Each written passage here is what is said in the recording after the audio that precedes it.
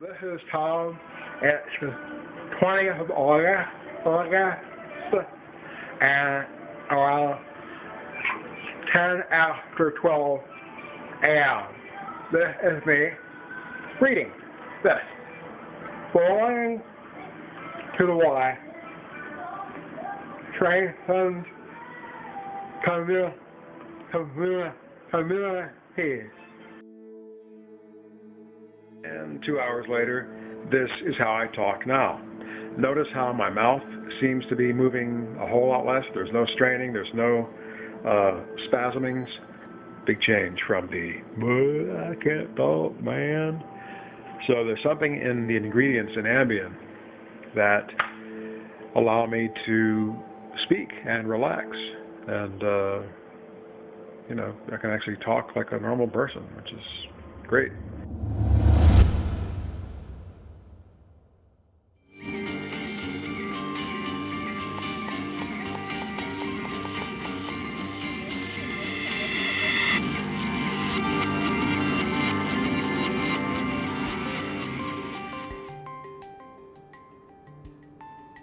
Ambien is a drug with many faces, and not all of them are sleeping.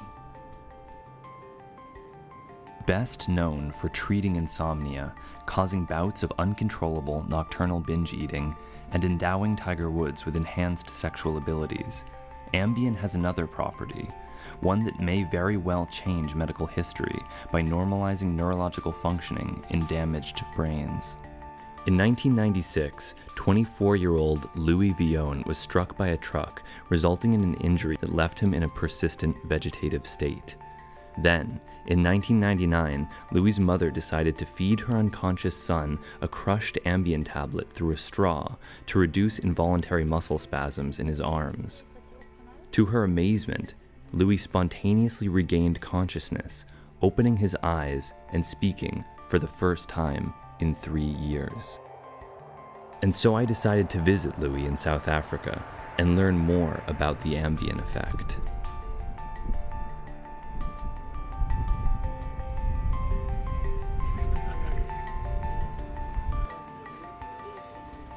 I met with Dr. Wally Nell, who has known Louis since he was a child, and saw Louis through his Zolpidem metamorphosis. Isn't he? Louis! Wie is hier zo?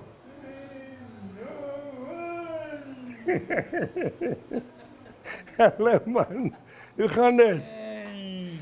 Hè? Dit gaan goed, hoe gaan dit met jou? Do you know that you were the first person in the whole world that took this Silnox? Yes, well, it's still working. Oh, yes, it's still working. That was the picture of how he looked before his accident. Louis was 25 years old and he was working at the Far East Rand Hospital as switchboard operator. And he borrowed a bicycle from one of the friends there, and that night at about 11:30, somebody was outside my gate and they were calling me. There was an accident, a bicycle accident.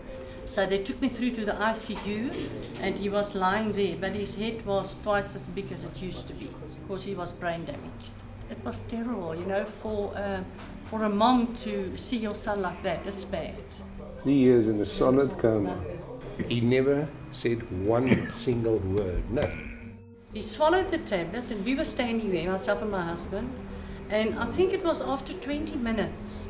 I just heard him, he didn't say anything, he did this. I looked at my husband and I said, I swear I heard something. And he said, no man, it's nothing. And after about 40 minutes, his eyes were like stars, it was like twinkling. And I says, Louis, can you hear me? And then all of a sudden he says, yes, hello mommy. And I couldn't believe it. I couldn't. I just cried and I phoned Dr. Wally and I phoned my family. I said, Louis can't talk. She told me the story. I said, it's totally impossible. It doesn't happen, these things.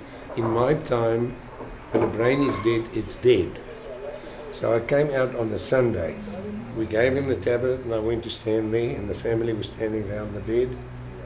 And I saw also the twinkle in the eye. Then you started with all your nonsense now. There is rehabilitation. Louis had his 3 tablets a day. He's on half twice a day now. His IQ, 10 o'clock before he gets his tablet. He's 70, and after the tablet, 2 hours after the half a tablet, his IQ goes up to 90. What other sorts of brain injuries could be treated with Ambien? What we have treated and what we are treating is multiple sclerosis, dementia, Alzheimer's, cerebral palsies, near drownings. We've got the problem, we've got the answer, but we haven't got the in-between. We didn't know where to start or how to start until Ralph, he's the big fundi on this, on the explanation part, on the more scientific part of it. In 1999, Ralph Klaus stumbled upon an article about the miraculous awakening of Louis Villon and decided he wanted to study the effect further by imaging changes in cerebral perfusion before and after Ambien.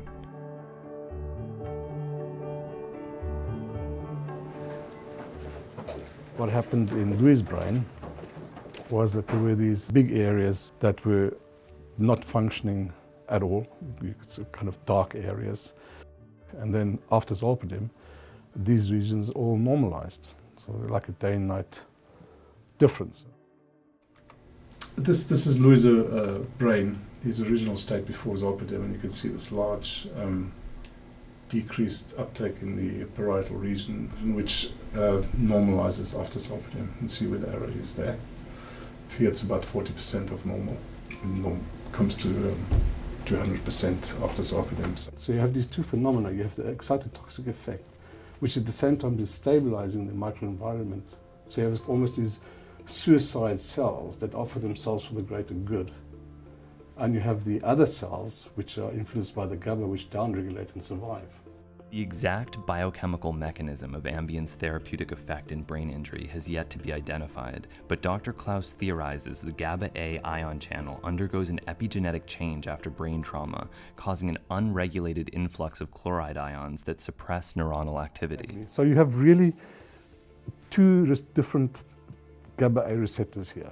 You've got the normal GABA-A receptors, which induces the sort of sleepy change. Then you have the abnormal receptors, which has gone through all these phases after brain injury, is not the same as this original receptor anymore. It is a receptor which is super sensitive. And Zolpidem, through distorting this receptor, normalizes it again. And when that happens, then the brain becomes less suppressed, obviously, and you see these changes on the brain SPECT scan or metabolic changes, and you see the changes clinically. So Zolpidem works anywhere in this spectrum, basically, because everywhere in the spectrum you have this part that is damaged or dead, if you like, or non-reversible injury, if you like, and you've got this parallel area of dormancy. This is Jonathan Poole. He's a bank manager here in Guildford, actually, and he had a stroke, and after his stroke he had problems understanding people. He suffers from auditory agnosia, so he hears sounds and hears words, but he doesn't know what they mean. Dr. Klaus and I went to meet Jonathan Poole, the banker who lost his numbers. A sudden stroke at the age of 56 left Poole with a lesion in his left temporal lobe that interfered with his ability to read and understand language. Dr. Klaus prescribed Poole Zolpidem, and I wanted to see the effects firsthand.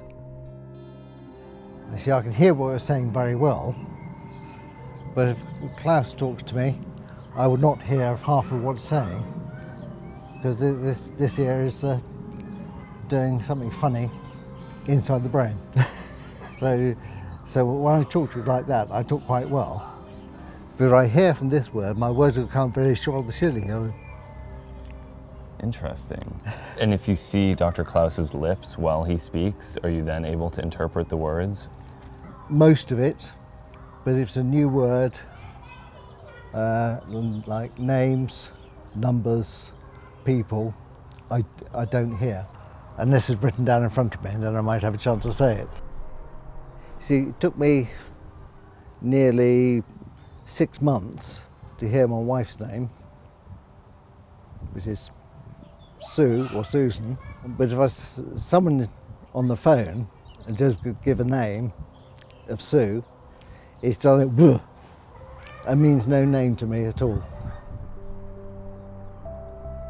It's been very much more easy since he's been on the Zolpidem. I wouldn't let anyone take him off it. I really wouldn't, because it makes life so much easier for us all.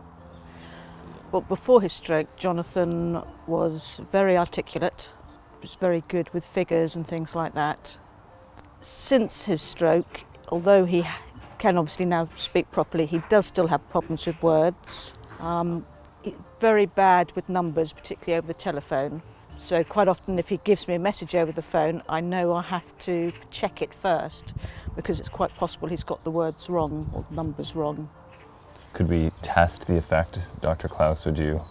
I'll write down a few numbers, just sort of more or less complex numbers. Say I give you 5 numbers, Right. and then you say them once I say them. Yes. And then we'll give you a Zolpidem, and an hour later we do the same numbers. Yes, that's Maybe fine. we'll see something. Possible. Okay, you ready? Yes.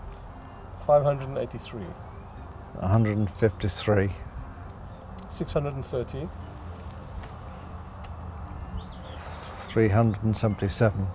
Something 7. 291. 251.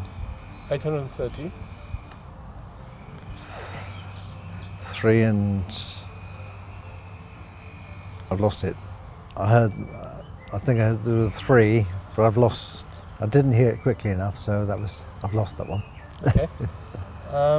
991. 171. Okay, we asked you 5 questions and 5 were wrong. Yes. All right. Okay. So let's get you off. Have a Right. Zolpidem. Right. And we'll see. Even though Jonathan Poole had already taken 110 milligram Ambien that morning, the effects had diminished by the time we arrived, so he asked him to take a second, allowed 60 minutes for the drug to reach optimal concentrations, and tested him again to see if his understanding of numbers had improved. 641. 641. 198. 198. 472. 472. Yep.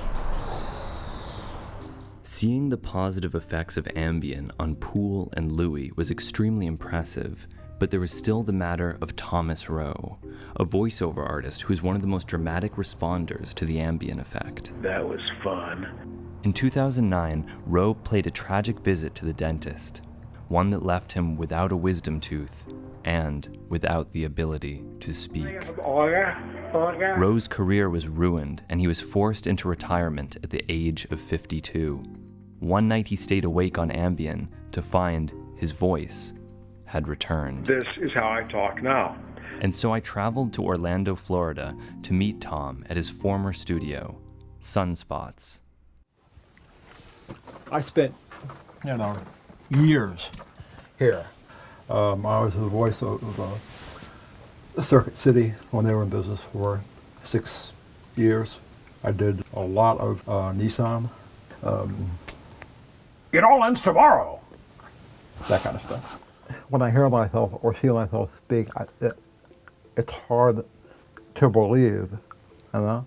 It was like a country song. I lost my career, and then my dog died, and what can I do other than if there was a job for someone with a speech disorder.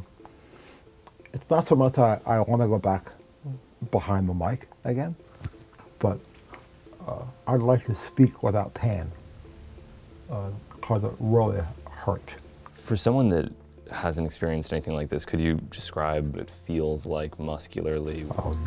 If you took your bottom lip and pulled it hard as maybe as hard as you could, out, and then took your neck and grab it and pull back, and your forehead and pulled up, and your cheeks and pull back. I take the Ambien, and I feel everything turn off. The only drug that works is Ambien. In order to test Ambien's therapeutic effect, I asked Tom to promote a Chevy spring event. The gene messer Chevy spring event, and we're taking $8,000 off your next Tahoe. Bizarre. I can hear me, the inside me, breathing that. I know the rhythm, I know the sound. Drives me. Unlike many brain trauma patients who don't experience Ambien's typical hypnotic effect, Tomro started to become inebriated. In a world of giant monkeys, only one man will stand above the apes. Tonight on WGN. And you'll need to arm them with the skills, the knowledge, and the confidence they need to be victorious. Yeah, that's pretty good. It's funny. You can't deny the Ambien is It's working. yes. It's not there yet. It's working. While General Grant was busy with his forces, there was something going on deeper in the South. The sun had set, and although Tom had to fight a strong urge to sleep, his voice was back and couldn't be stopped. It's Mardi Gras at Universal Studios. Oh, and you're gonna love it, Cher. We're gonna have a big time. That's no different from what was done when it was there. And now, with the Ambien in full effect, I once more asked Tom to promote a Chevy spring event. It's the Gene Messer Chevy Spring Event, and we're taking $8,000 off your next Tahoe. That's right. Get a brand new 2010 Chevy Tahoe at Gene Messer Chevrolet, and we'll take $8,000 off MSRP. It's time for a new Chevy Tahoe from Gene Messer Chevrolet. Wow. Wow. It feels like being alive when I do that. Don't do that close zoom.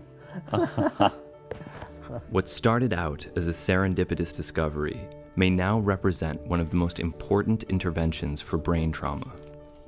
With time and medical research, who knows what the future may hold.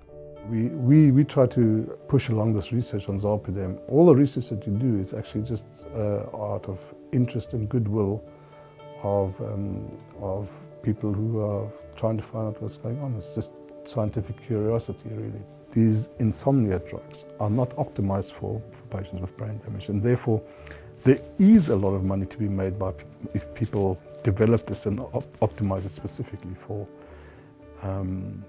people with brain damage.